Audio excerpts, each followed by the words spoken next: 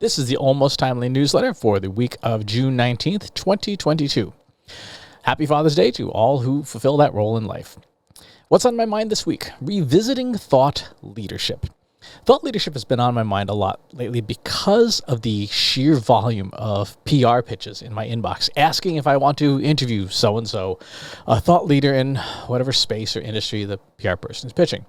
Most of the time, I just straight up delete those pitches because they're usually hilariously off target for what I create content about. The other day, somebody pitched me on a thought leader in the cleaning products industry because they wanted to get in front of my high-income female audience to persuade them to try this brand's cleaning products. I don't know what about my blog of mostly analytics and data science convinced them that I had a high-income female audience, but whatever, I declined.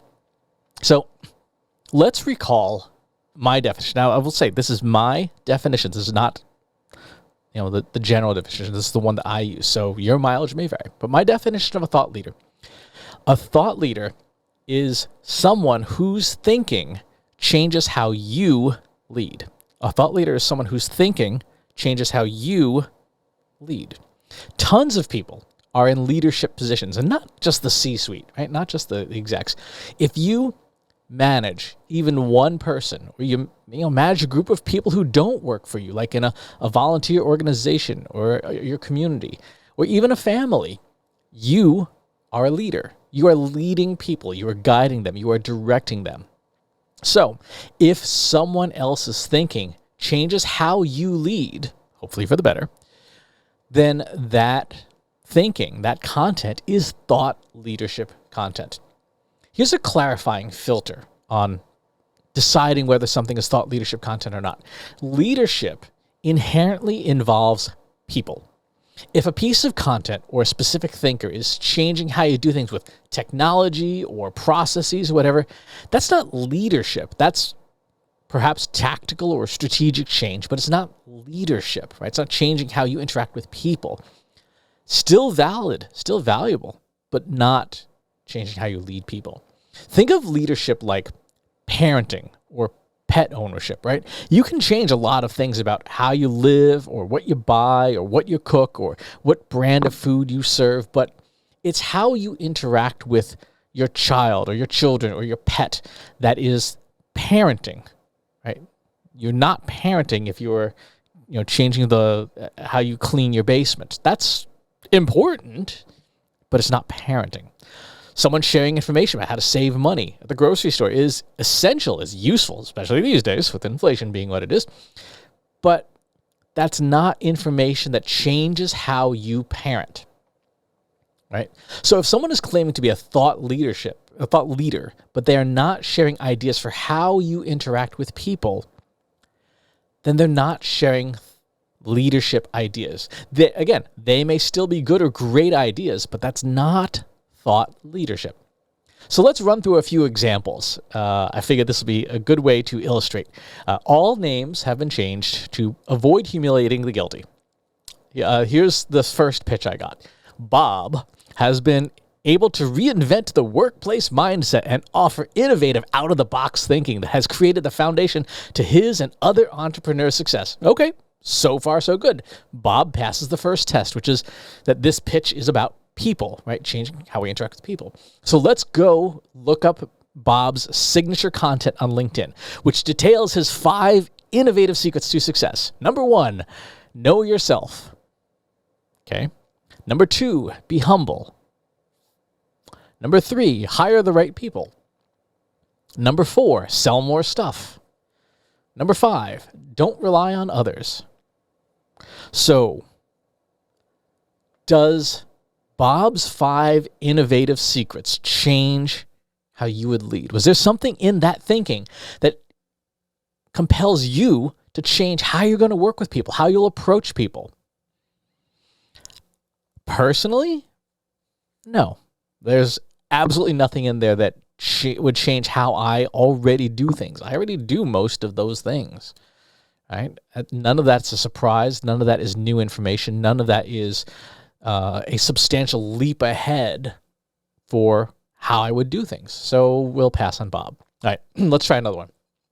Here we go. This one, well, I'll just use Bob again.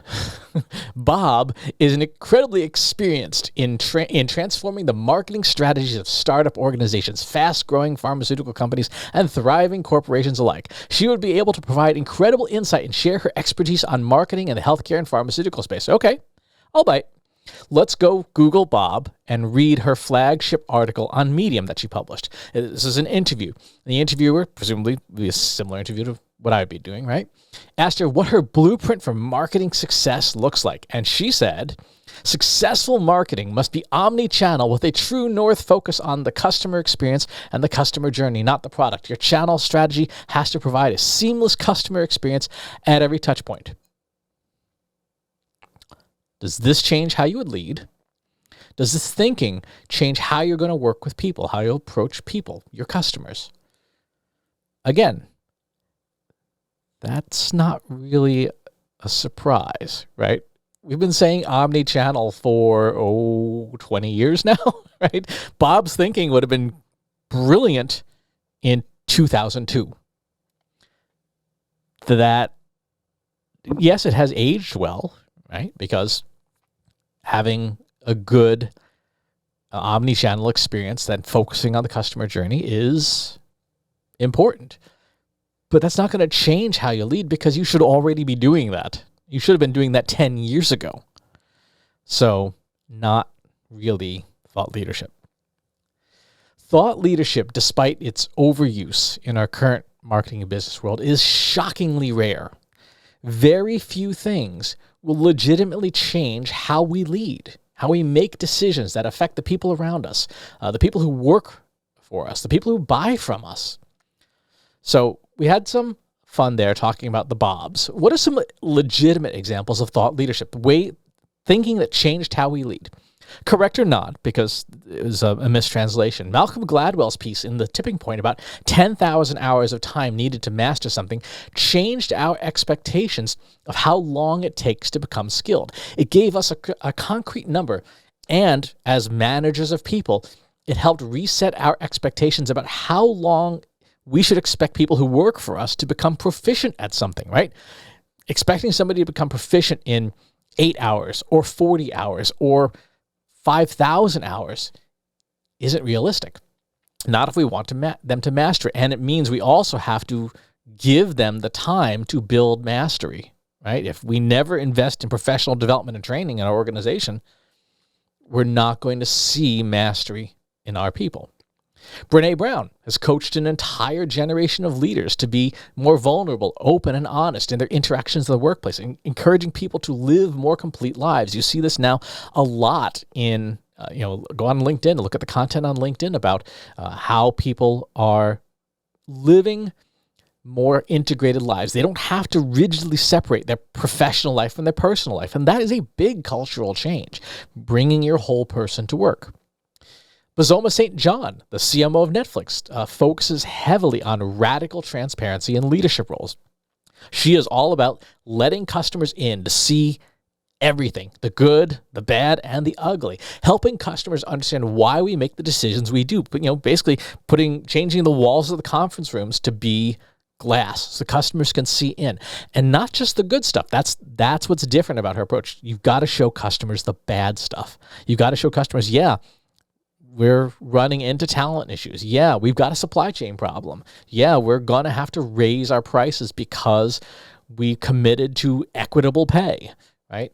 And some companies publish their books, publish their ledgers, right? Other companies say, here's our pay scales. This is exactly what we're paying to prove that they don't have a bias between men and women in their pay. That's radical transparency. And if you embrace it, if you implement it all the way, you're definitely going to change how you lead. Thought leadership is rare. When you find it, when you discover it, grab a hold of it and don't let it go until you've changed how you lead. Other things in the news this week, of course, as always, promoting the Google Analytics 4 course. In terms of other content I published, I did a piece that I thought was a lot of fun on why I don't hate business jargon. I may make fun of it, but I don't hate it. It's not the jargon that I hate. It's the people. So feel free to go check in on that piece. We also had some other ones on SEO and content marketing and inclusivity in content. And also on whether you should wear a mask, even if no one else is. The answer is yes. For advertisements, if you have not had a chance to do so, the Google Analytics 4 course that I put together, go to trustinsights.ai/GA4 course. Use discount code almost timely, all one word, all lowercase, for $50 off. That coupon expires in 11 days. Jobs this week, we have senior data analyst at Whimsical, just opened up, data scientist at Operation Hope, senior product analyst at Birdie, lead product manager of branding and creative at Amerisource Bergen, marketing data analyst at Hop Skip Drive, associate designer at Woods Creative, social media manager at Intellimize, and analyst of web analytics at AAA. So lots of good positions opening up, tons of open positions. In fact, if you go to this week's Trust Insights newsletter, you can see my measurement score for just how tight the job market is for talent. It is really, really, really tight out there. Other things in the news, is TikTok a search engine? Yes, it already is. So something to think about in your search strategy. PR professionals are overworked and underpaid. Do you need an SEO platform? AI and ROI.